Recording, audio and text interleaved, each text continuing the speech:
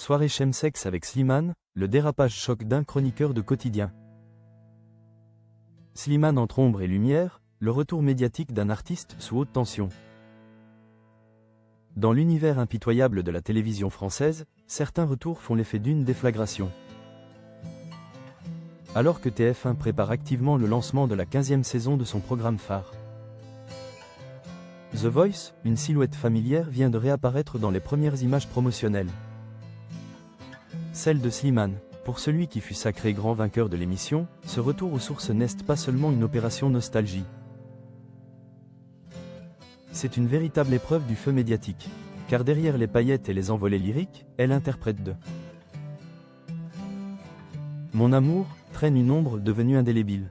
Le malaise s'invite en direct sur Quotidien.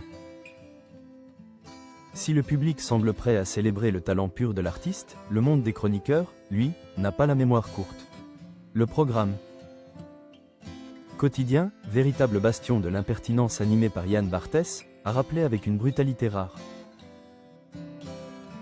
que l'image de Slimane reste profondément écornée. En septembre dernier, l'humoriste Guillaume a jeté un froid polaire sur le plateau en lançant une pique d'une audace inouïe.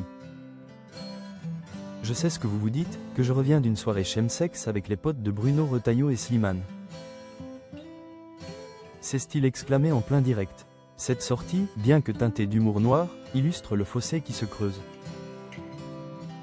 entre l'icône populaire et la figure judiciaire. En quelques secondes, le nom de l'artiste a été associé à des contextes sulfureux, déclenchant une vague de réactions épidermiques sur les réseaux sociaux et rappelant à chacun que la discrétion de Slimane ces derniers mois n'était pas un choix artistique, mais une nécessité légale.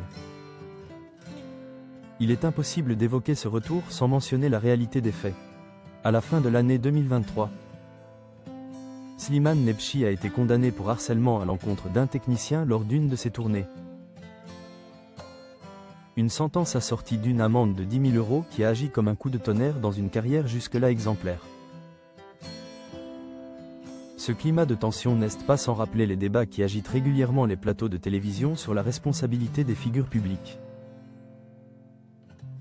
Dans cette même émission de Quotidien, Paul de Saint-Cernin est revenu sur son échange glacial avec Nicolas Bedos dans Quelle époque,